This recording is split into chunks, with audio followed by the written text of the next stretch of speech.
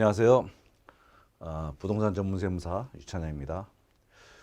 이번 영상에서는 제가 그 책을 하나 출간을 했습니다. 그래서 제목은 증여의 시대고 부제가 가족 간 거래와 세금입니다. 그래서 이 책을 영상을 통해서 잠시 설명드리는 시간을 갖고자 영상을 찍게 됐습니다. 책은 이렇게 해서 일반적인 책보다 좀 큰 노트 크기의 책으로서 좀 두껍습니다. 그리고 가격은 시중가는 24,000원으로 이렇게 되어 있습니다. 이 책은 제가 저한테 강의 들었던 그런 분들에게 정보를 제공하기 위해서 카페를 운영하고요. 거기서 계속 글을 써오던 게 있었는데 그 글을 좀 정리를 좀 했고요.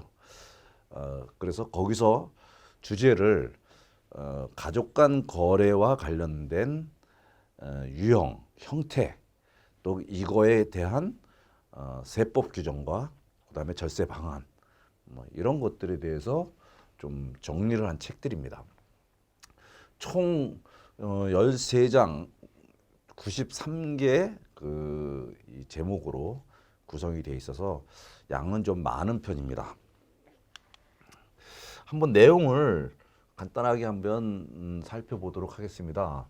첫 번째가 제 1장인데요. 1장은 그냥 행복한 상속이라고 제가 붙였고요.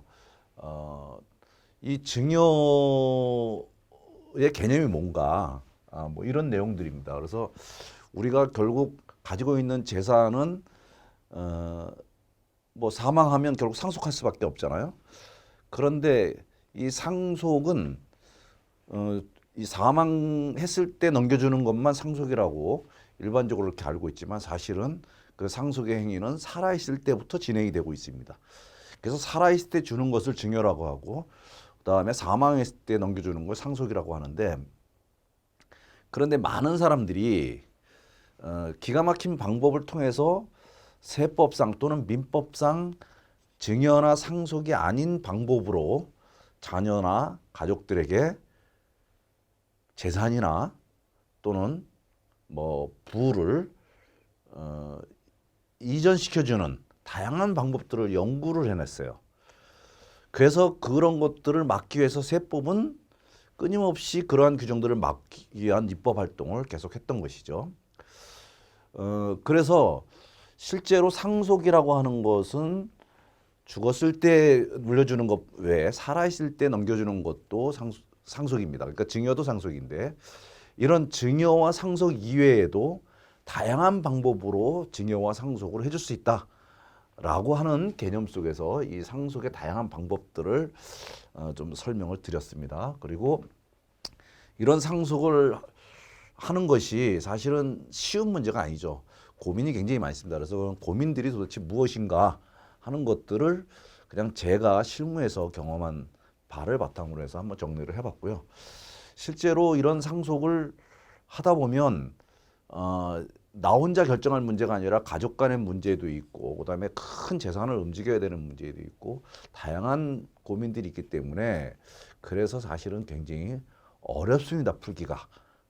누구도 쉽게 이것을 단정적으로 이렇게 하라고 말씀드릴 수 있는 그런 상황은 아닌 것 같다 하는 거고요.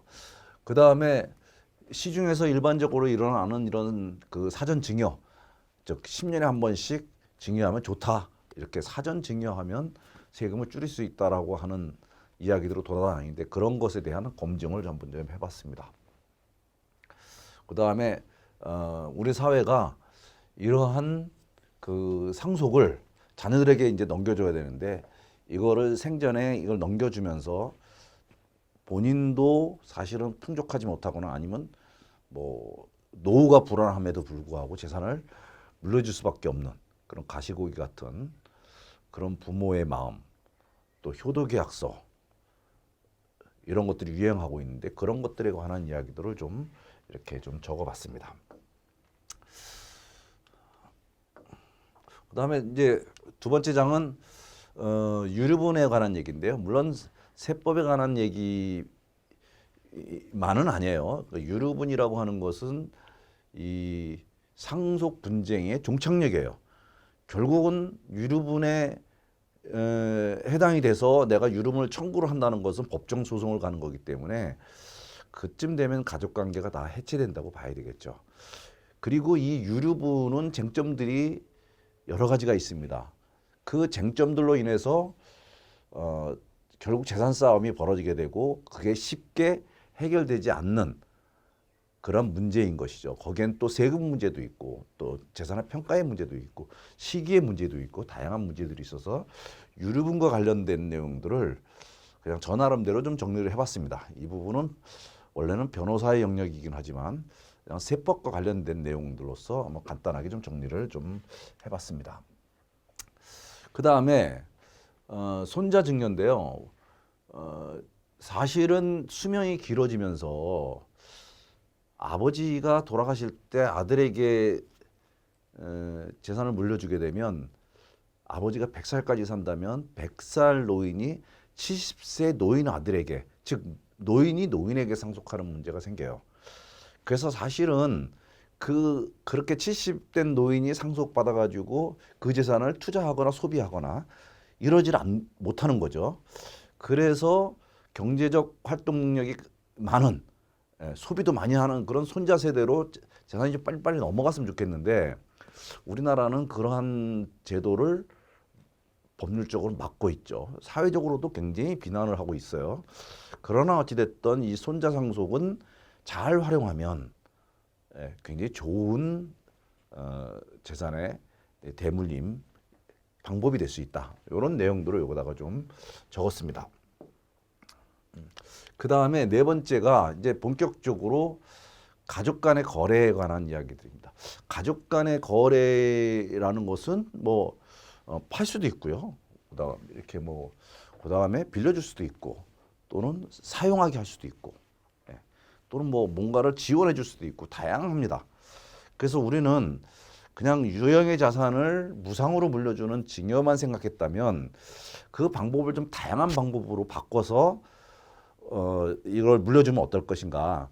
그랬을 때에 그냥 내가 부동산을 아파트를 갖고 있다가 이거를 자녀에게 증여해 주는 것보다는 좀 이거를 다른 방식으로 물려주면 절세도 되고 또 상속의 본질적인 문제도 해결될 수 있는 뭐 그런 좋은 방법이 아닐까라는 생각을 가지고 정리했는데 대부분 많은 부자들이 이미 사용하고 있는 그런 제도들입니다. 그래서 이러한 것들은 세법에서 이걸 따라가면서 규제를 계속 해내고 있어요. 그렇지만 모든 행위를 딱 칼로 잘라서 규제할 수 없기 때문에 상당히 많은 어떤 그 공간이 있는 거죠. 절세 공간이 좀 존재하더라 하는 겁니다. 그래서 가족 간 거래와 관련된 내용들을 좀 정리를 했습니다. 첫 번째로는 이게 가족 간 거래할 때 반드시 검토해 세법 규정들이 있어요. 왜냐하면 세법이 이런 것들을 다 규정을 하고 있기 때문에 그래서 세법에서 이걸 어떻게 규정하고 있나. 그러면 규정하고 있는 것에 대한 종류가 나오죠. 아, 이런 종류가 있구나. 이런 방법이 있구나. 요걸 뭐 아시면 될 것 같습니다. 당연히 제일 중요한 거는 가족 간 매매이겠죠. 물론 증여하는 경우에도 있겠지만 증여는 여기서는 뭐 너무 당연한 상속이니까 빼고요. 매매하는 방법이 있는데요. 이 매매를 하면 이건 증여로 추정한다고 돼 있어서 이게 무슨 규정인가? 이게 도대체 뭔가? 또 어떤 경우에 증여로 추정을 하고 어떤 경우에는 이거를 매매로 인정할 것인가 하는 내용이고요. 물론 매매할 때 이게 증여로 추정하지만 증여가 아닐 경우에는 매매가 되는데 그때는 시가를 얼마 주고 받고 이렇게 대가를 얼마로 주고 받고 해야 되는 것이냐. 만약에 저가로 팔았다면 그러면 양도세도 문제가 되고 그다음에 증여세도 또 문제가 됩니다. 그래서 양도세도 문제가 되고 증여세도 문제가 되는데 이거 관련된 규정들을 좀 정리를 해봤습니다. 그 다음에 이렇게 가족 간 거래가 여러 가지 발생을 하는데 실제로 이런 가족 간 거래가 왜 이렇게 중요한가 라는 것들을 좀 나름대로 제가 좀 정리를 했고요. 그 다음에 이렇게 가족 간 증여를 하고 나면 5년 내에 그걸 팔면 안 된다라고 하는 시중에서, 그래서 증여하면 5년 내에 팔면 안 된다. 팔면 엄청난 손해를 본다, 또는 안 된다, 뭐 이렇게 하고 있는데, 그거에 대해서 진짜 그런가 하는 것들을 한번 그 분석하고 시뮬레이션을 좀 해봤습니다.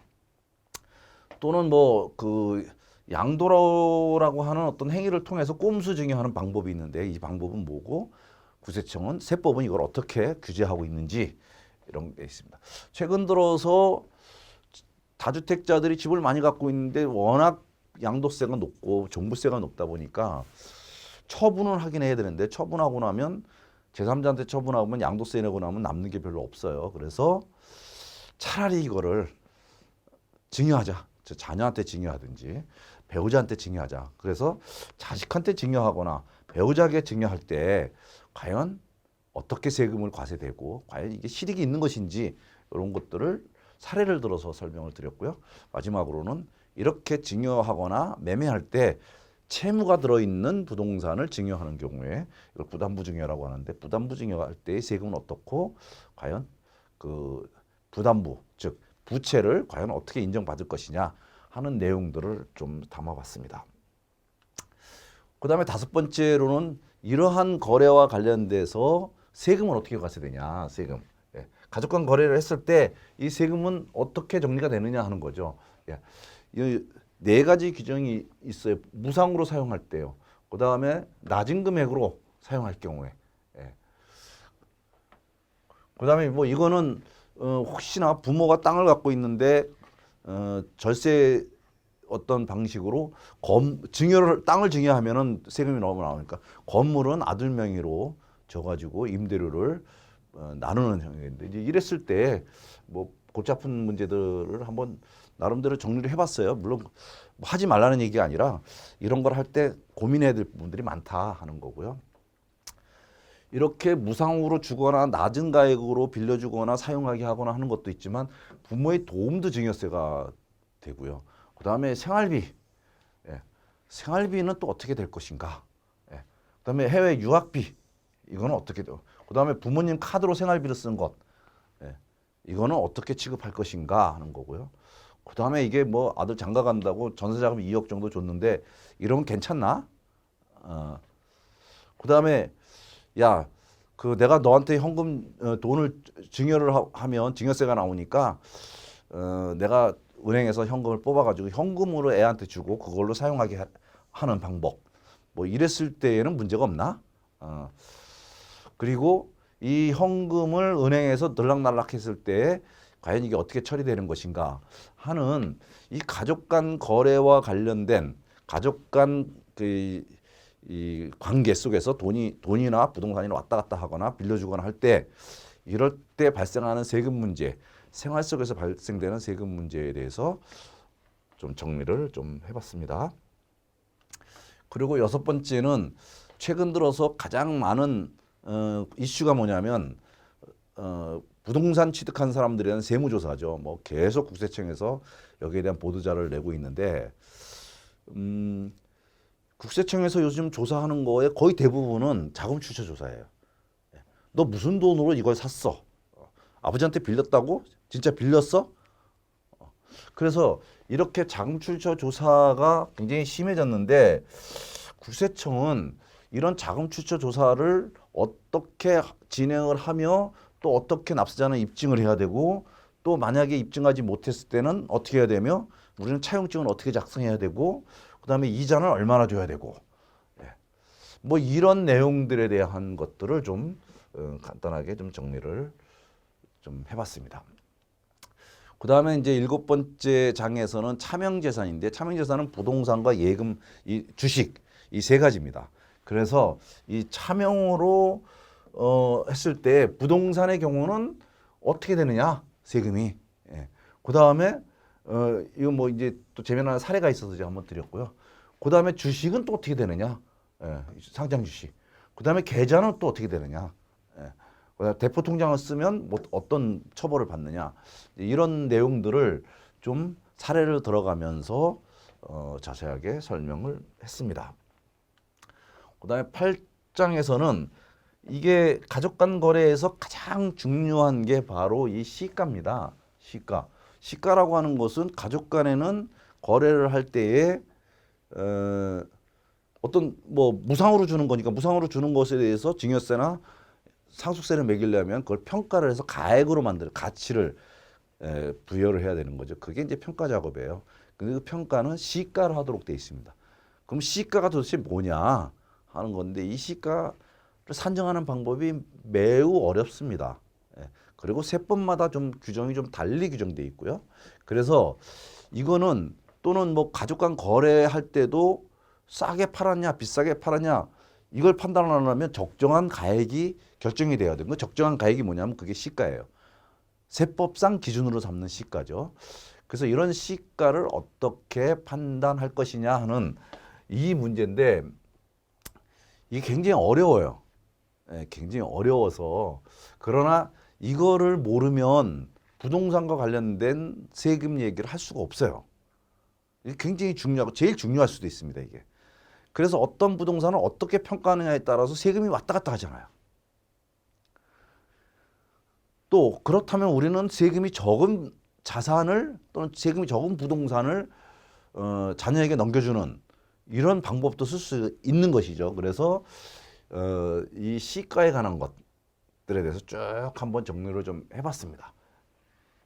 그래서 내용이 좀 많아요. 내용이 많고 그다음에 뭐 예를 들어 가지고 이 인근 유사 부동산, 아파트 시가 결정 방법, 인근 유사 부동산, 유사 부동산이죠. 이런 부동산에 관한 이야기도 했고 그다음에 최종적으로 결정하는 기준 시가. 그다음에 최근에 문제가 되는 감정가액을 신고했지만 국세청이 감정을 할 수 있다. 국세청이 감정을 할 수 있다. 증여세를 내고도 감정 때문에 편히 잠을 못 잔다. 뭐 이런 내용들입니다. 그래서 시가와 관련된 내용들을 좀 쭉 정리했는데 다소 어려운 내용이지만 반드시 알고 지나가야 되는 아주 중요한 내용이다. 이렇게 보시면 될 것 같습니다. 그다음에 이제 법인 전환에 관한 얘기인데요. 보통은 우리가 부동산을 개인에서 개인으로 넘겨주는데 이게 부에서 자로 이렇게 넘겨주는 거잖아요. 자녀로 이렇게 넘겨주는 겁니다. 그런데 여기에 만약에 법인이 만약에 있다면 이렇게 법인을 통해서 이렇게 가는 거죠. 또는 이렇게 해서 이렇게 가고요. 이 법인을 통해서 갔을 때에 다양한 그러니까 세금이 개인과 법인이 좀 달라요. 그러니까 이렇게 가는 것과 이렇게 해서 이렇게 가는 것, 요것에 따른 이 절세의 어떤 구멍이 좀 있어요. 과세 방법도 다르고 자녀는 뭐 이제 나이가 이제 60, 70 되면 자녀를 한 명 더 낳기는 거의 불가능하지만 법인은 내가 얼마든지 만들어낼 수 있는 것이죠. 다만 최근 들어서 이 법인이 법인으로 하면 굉장히 좋다라고 하는 것이 어디서 증명이 됐냐면 주택에서 증명이 됐죠. 주택을 법인 명의로 사면 뭐 종부세, 뭐 양도세, 뭐 이런 모든 문제가 다 해결된다고 했는데 주택을 법인으로 사는 것에 대해서는 국가가 세법에서 모든 혜택을 다 박탈하고 오히려 더 중과세하는 쪽으로 갔기 때문에 주택을 법인으로 사고 파는 것은 이제는 거의 의미가 없습니다. 다만 주택이 아닌 뭐 다른 부동산이라든지 주식이라든지 뭐 다양한 꼭 재산이 주택일 건 아니잖아요. 그래서 그러한 것들을 법인으로 어떻게 바꿔서 이게 개인 부동산을 법인으로 어떻게 바꿔서 또는 법인을 세워서 부동산을 취득을 해서 이걸 어떻게 자녀한테 넘겨줄 것이냐 하는 다양한 방법들을 좀 연구를 한 겁니다. 나름대로 이거는 제가 오랫동안 강의를 하고 컨설팅을 했던 아주 제가 전문을 했던 분야들입니다. 그래서 이런 것들에 대한 내용들을 좀 자세하게 이렇게 좀 다뤄봤습니다. 그 다음에 이제 10장에는 그러면 이게 우리가 법인 부동산으로 가는데 법인 부동산이라고 하는 것은 결국 부동산은 결국 부동산은 이게 법인 소유잖아요. 법인 소유고 이 법인의 핵심적인 주인은 주주잖아요. 주주요. 그러니까 이 주주가 가족들이 되는 거예요. 주주가 가족들이 되는 거죠. 그래서 이거는 가족의 공동재산으로 갈 거냐 아니면 법인의 재산으로 갈 거냐 하는 건데 공동재산으로 해서 이것을 처분하지 못하게 하는 것이 이제 종중부동산이에요. 예, 그래서 이 법인부동산하고 약간 비슷한 것이 있는데 과연 두 개의 차이는 어떤 것인지, 예, 어떤 게 더 좋은 것인지, 또 특징은 무엇인지 뭐 이런 것들을 좀 비교를 좀 해본 것입니다. 그래서 종중부동산으로 내 부동산을 이걸 잘 지켜야 되겠다. 그래서 이걸 잘 지키기 위해서는 어떻게 할까? 이거 종중부동산으로 넘겨서 후손들이 이걸 못 팔게 할까? 뭐 이런 생각을 하시는 분도 간혹 있으셔서 이거를 종중부동산과 법인부동산 이게 어떤 점에서 같고 어떤 점에서 다른지 어떤 게 유리한지 이런 것들을 한번 비교할 수 있도록 제가 나름대로 한번 정리를 좀 해봤습니다. 그리고 11장에는 이런 법인을 만들게 되면 결국 법인을 만들게 되면 이렇게 법인을 만들게 되면 여기에 이 주주죠, 주주는 뭐 그다음에 자녀 그다음에 손자녀 뭐 이런 식으로 여기 이렇게 주주가 되면 이게 가족법인이죠, 사실은요. 가족법인입니다. 그래서 이런 가족법인을 하나 만들어 놓고 그다음에 이 가족법인과 자녀들 이 사람들 예를 들어 뭐 재산이 많은 부모나 뭐 이렇게 거래를 통해서 부모의 어떤 재산이나 이익을 법인에게 이전시키고 법인은 이전시키면 법인의 재산 가치가 늘어나거나 이익이 늘어나면 그것으로 인해서 자녀나 손자녀의 이익이 늘어나는 이러한 방식을 어떻게 이용을 해서 넘길 것이냐 하는 것이거든요. 이게 부모와 자녀 직접 관계되는 증여나 뭐 아까 말씀드린 거래 이런 것과는 또 다른 형태의 그 거래가 나오고 거기에 관련된 세금이 개인 간 거래보다 하고 좀 차이가 많이 나요. 그래서 이런 법인들을 이용해서 자녀들에게 이것을 잘 넘기면 어떨 것인가. 이거 뭐 부자들 또는 기업 대기업들 이런 분들은 지금 이런 방법으로 다 하고 있는 거죠. 이 개인과 개인 간의 직접적인 거래보다는 이런 걸 통해서 자녀들에게 세금을 절세하면서 재산을 물려줄 수 있는 방법들을 많이 활용을 하고 있습니다. 그래서 그런 내용들을 좀 간단한 내용들만 좀 정리해 가지고 드리는 그런 장입니다. 그 다음에 주택 얘기를 안 할 수가 없어서요. 주택과 관련돼서 아주 기본적인 내용을 좀 담았습니다. 그래서 주택은 처음에 살 때 취득세는 어떻게 되는지 작년에 취득세가 많이 바뀌었습니다. 또 굉장히 중과세로 바뀌었어요. 그래서 취득세가 어떻게 돼요?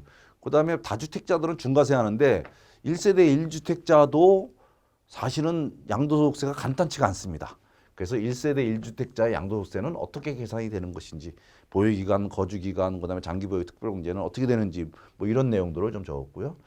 그다음에 이제 상속주택입니다. 이게 상속을 받아서 주택을 갖고 있는데 내가 갖고 있는 주택이 하나 더 있다든지 상속주택이 지분으로 소유하고 있다든지 이렇게 해서 이 상속주택 관련돼 가지고 좀 복잡한 문제가 많아요. 그래서 이 부분을 좀 정리를 했고요. 그다음에 이제 종합부동산세입니다.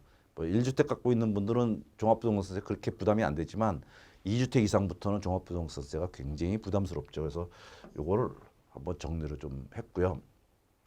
그다음에 이제 갖고 있을 때의 종합부동산세뿐만 아니라 임대소득세도 내죠. 다주택자들은. 그래서 임대소득세는 어떻게 과세가 되고 또 과세 대상이 되는 주택은 어떤 것인지 이런 것들을 좀 이렇게 주택과 관련된 세금을 아주 기본적인 내용만 좀 간단하게 좀 정리를 해봤습니다. 그리고 마지막으로 결국은 우리가 부동산을 갖고 있다는 얘기는 그 부동산이 대부분 수익형 부동산일 가능성이 높아요. 수익형 부동산이라는 것은 결국 임대를 한다는 얘기겠죠. 부동산의 경우에는. 그러면 임대를 하면서 발생하는 세금 문제를 뭐 부가가치세도 있고 소득세도 있고 뭐 그렇잖아요. 그래서 그러한 문제를 좀 다뤄봤습니다. 그래서 부동산 임대업과 관련된 세금이 어떤 세금이 있고 그다음에 관행적으로 이 대출금 부동산을 갖고 있으면 대출을 많이 받고 있는데 그때 이자를 어떻게 처리하고 있는가 이 처리 기준 그다음에 인건비, 뭐 가족을 인건비로 넣어 직원으로 넣어서 인건비를 뺏는다든지 아니면 뭐 부인을 거기다 그 직원으로 넣어가지고 인건비 또 그다음에 차량 유지비 그다음에 또 회사 카드 이런 거 쓰게 하고 있는데 이런 경우에 어떠한 문제가 발생하는지 그다음에 뭐 임대하다 보면 못 받는 임대료가 있죠. 임대료를 못 받았을 때 세금은 어떻게 되는지 소득세하고 부가가치세를 뭐 내야 되는 건지 나는 임대료도 못 받았는데 세금 내야 되나? 그럼 세금 내면 손해 보는데 그건 어떻게 내가 다시 회복하지? 이런 내용들입니다. 그다음에 임대업을 하는 사람이 뭐 빌딩 임대를 하는데 업무용으로 차를 가지고 왔다 갔다 할 일이 없잖아요. 사실은 없어 보여요. 그런데도 불구하고 아주 고가의 어떤 승용차나 스포츠카를 타고 다니면서 업무용 승용차다 이렇게 이야기를 하고 있는데 그래서 그 임대업자의 그 업무용 승용차 관련된 비용은 어떻게 처리하고 있는지 하는 거고요. 임대업자는 사실 뭐 장부 기장하고 뭐 이럴 일이 별로 많지는 않아요. 그렇지만 임대업자가 장부를 하지 않으면 너무 세금이 많아요. 그래서 반드시 장부를 해야 됩니다. 왜 해야 되는지 뭐 이런 이유를 좀 적었고요. 어느 정도부터 장부를 써야 되는지 뭐 이런 걸 좀 해놨습니다. 그리고 요즘같이 어려운 시기에 세입자가 그 월세를 못 내고 보증금도 다 까이면 이제 나가야 되잖아요. 또는 뭐 우리가 재건축을 하려고 그러는데 임대 연한이 있어서 일부는 비워두고 일부는 나갈 때까지 기다리고 하는 이런 시점에 이분한테 좀 나가줬으면 좋겠다. 그리고 합의금을 줬을 때 이런 합의금에 대한 선 어떻게 세금 처리가 되는 것인가 하는 것을 좀 썼고요. 그다음에 부동산을 사고 팔 때 그때의 계약서에 이 토지와 건물의 가액을 어떻게 구분해서 쓰는 것인지 이런 내용을 썼고요. 마지막으로 이 다가구 주택의 경우에 그 임대를 하고 있는데 이게 지금 다가구 주택의 정의에서 벗어나는 뭐 옥탑에다가 그 방을 들여가지고 새를 놓는다든지 아니면 상가를 뭐 주택으로 개조해서 쓴다든지 이랬을 때 양도세가 아주 폭탄이 나오는데 이런 부분에 대해서 좀 그 정리를 해서 이렇게 해서 끝을 냈습니다. 그래서 양은 좀 방대하고요. 내용도 좀 많은데 다 아실 필요는 없고 내가 어떤 일을 할 때에 참고로 이걸 보시고 기본적인 내용을 아시고 그다음에 전문가를 찾아가시면 좋은 결과를 얻게 되실 거다 이렇게 생각이 듭니다. 오늘은 제가 쓴 책 그 증여의 시대 책 제목은 증여의 시대고요. 그다음에 부제가 부제가 가족 간 거래와 세금입니다. 그래서 이 책에 대한 설명을 좀 드렸습니다. 그래서 앞으로는 이 책에 있는 내용을 좀 뽑아서 강의에 저 유튜브를 영상을 좀 계속 찍어서 좀 여러분들에게 소개시켜 드릴까 이런 생각을 하고 있습니다. 예, 오늘 여기까지 하겠습니다. 감사합니다.